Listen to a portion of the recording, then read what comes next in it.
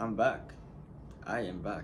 This is video number 2, and what are we gonna talk about today? Clearly I look tired. I just woke up, so I'm doing these videos first thing in the morning, just to get my brain moving, working. Just getting ready, and contemplating and thinking and providing value to you guys. So today's question is developing your artistic identity and what that means, right? In a world of many complex and puzzling souls and characters and personalities, you're one of those. Amongst all of them, you are one of those as well. And this is the moment to embrace your difference, right? Your uniqueness. So your artistic identity goes hand in hand with your ego, right? And what you value as an individual. When you're developing this sense, you sit and you think about, and sometimes it comes to you in your walking days when you're thinking about something that feels profound and deep, and you pause and you say, well, how would I convey this idea to someone if I didn't have my words, if I couldn't speak about it? Because now what you're really doing is you're feeling the sensation, and maybe an image pops up that could express that, and that image it comes from you, from your true being, right? It wasn't influenced or anything. So identity, we follow these sort of conventional, when you're creating art, there's a structure and there's what's it called? There's a language. That's what I meant to say. There's a language, right?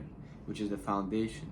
If you're going to make art, you first must know the basics, right? How to do lights and shadows, how to do color theory, how to, perspective, right? These are very important things. Form and gesture and anatomy and all these things which serve as a foundation for your creation.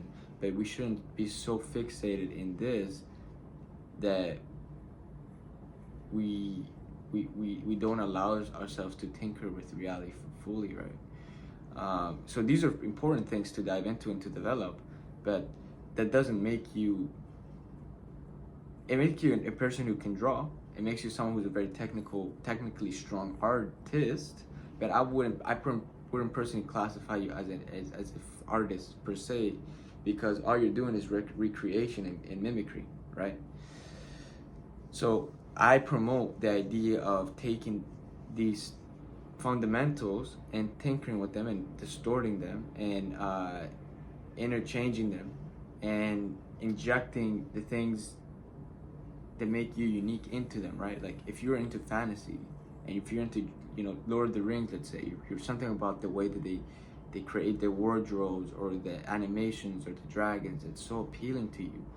You're not gonna fully just go out and copy what they're doing, all the work, but you can be like, well, I guess I'm really entertained and amused by the creations of fantasy, right? Well, then how do I put that in my work, right? And how do I enhance it? How do I add other things, right? Because the goal isn't to try to be different. It's not that you're trying to be a different artist or that you're trying to be an artist. It's that you are an artist. You are different. And you must embrace this train of thought. You must embrace this. And you tap into it, right? With your walking day. Things will come to you. Images will come to you. Colors will come to you, right? Developing this identity is powerful. And it's very self-assuring when you're walking around and you fully can claim yourself to be an artist, right? So being an artist is embracement of the self entirely and fully, and being mesmerized by the the unseen worlds of creation, right? Because when you're creating, you're accessing places and universes that have yet to be seen by anyone, right? So when you're playing with these worlds, you're self-generating, right?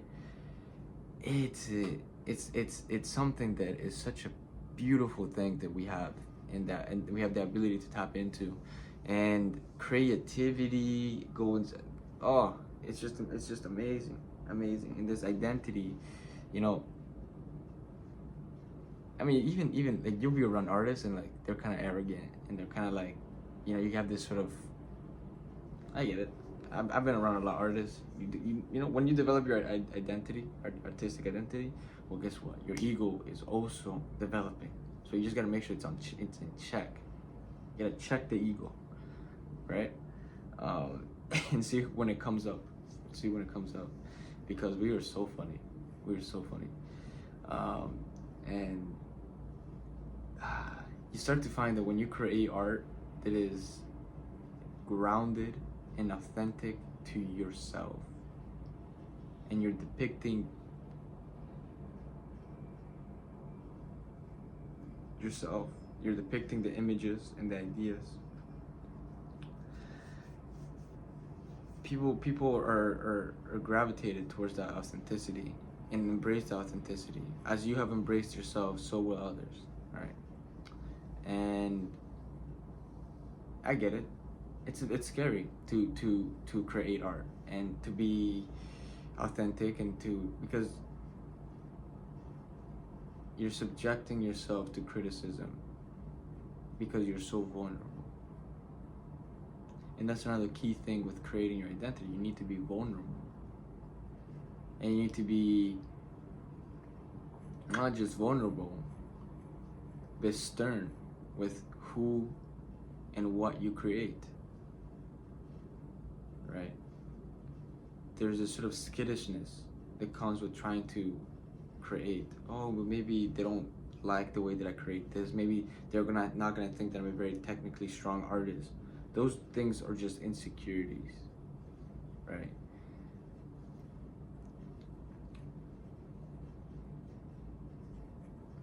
Right. This is when I lose my train of thought.